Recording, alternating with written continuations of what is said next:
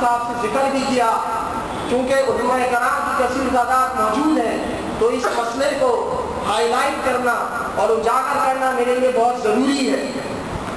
جنید جمشید کا نام آپ نے سنا ہوگا، یہ پہلے گانے گاتا تھا اور اب یہ تبلیغی جماعت کا ایک مبلغ بن گیا ہے۔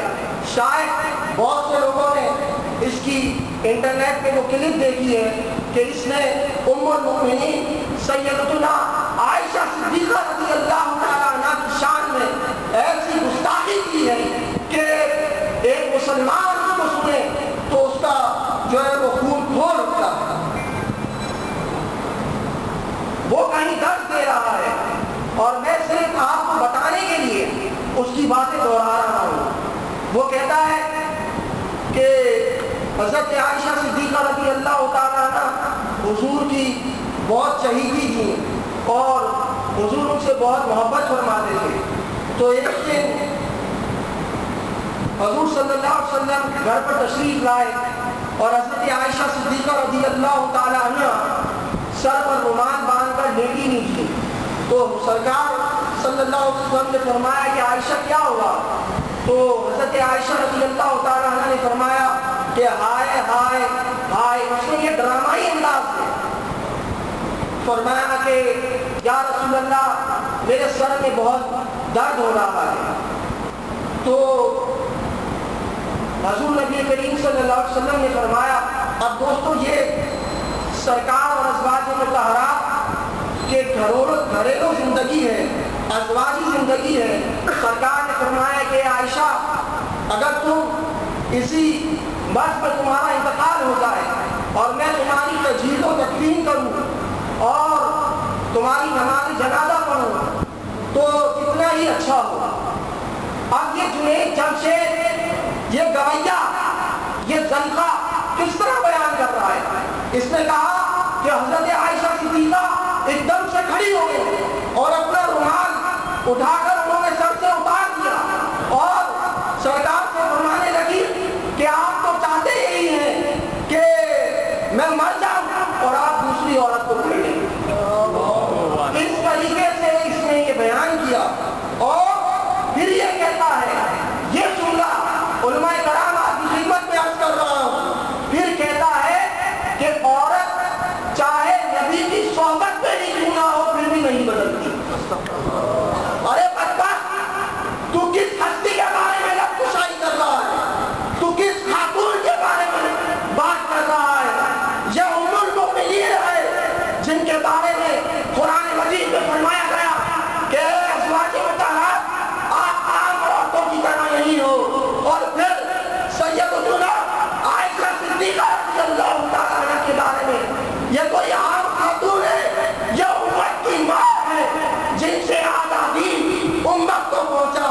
یہ وہ ہے کہ جو نہ ہوتی تو ہمیں دین نہ ملتا، اور سب سے بڑی فضیلت کہ سب سے زیادہ آن حضرت صلی اللہ تعالیٰ علیہ وسلم کی قربت خاص میں رہی، اور سب سے بڑی فضیلت کہ اللہ نے سورہ نور میں آپ کی طہارت اور پاکی کی گواہی میں 10 آیتیں نازل فرمائی، اور سب سے بڑی فضیلت کہ آن حضرت صلی اللہ علیہ وسلم ازواج مطہرات میں آپ سے سب سے زیادہ محبت فرماتے ہیں۔ بدبخت، تو یہ کیسی بے باکی اور گستاخی کر رہا ہے کہ یہ واقعہ ہے، علماء کرام بیٹھے ہیں، لیکن جس ڈرامائی انداز میں اور جس تمسخر کے ساتھ اور ٹھٹا کرنے کے ساتھ اس خبیث نے یہ واقعہ بیان کیا اور پھر اپنے طور پر یہ تشریح کی، یہ قابل مذمت ہے، اور 295 دفعے تھے اس کے خلاف گستاخی کا مقدمہ بننا چاہیے۔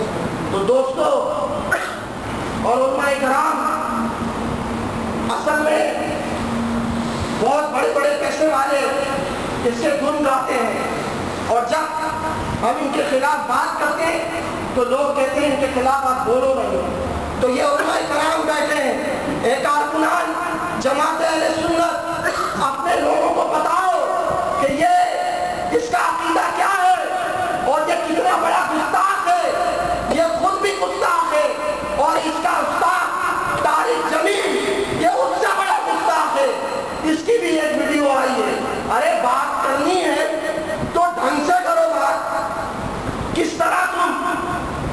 طیبہ اور صحابہ کرام کے واقعات کو بیان کرتے ہو، کسی نے صحیح بولا تھا کہ جس کے دل میں عشق رسول رہی تو اس کو تعظیم اور عزت اور ادب کیا آئے گا۔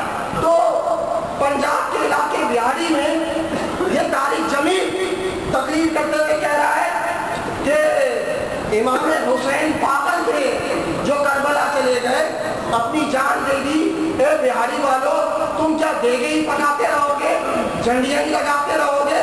بات تو جو سمجھانا چاہ رہا ہے وہ بات کر۔ یہ کہہ دوں کہ امام علی مقام امام حسین رضی اللہ تعالیٰ عنہ سے منسوب کر کر اس طرح وہ ذکر کر رہا ہے، یہ بڑے چیمپئن بنتے ہیں، یہ اتحاد کے بڑے چیمپئن بنتے ہیں۔ اور تبلیغ کی بات کرتی ہے، جو لوگ اپنے اکابرین کا تذکرہ صحیح نہیں کر سکتے وہ مسلمان کہلانے کے لائق بھی نہیں۔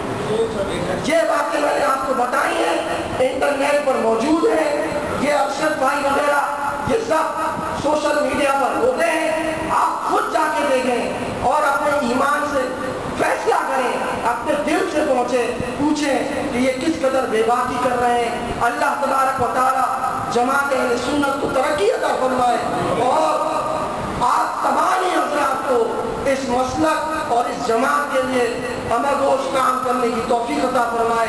وما علینا الا البلاغ المبین۔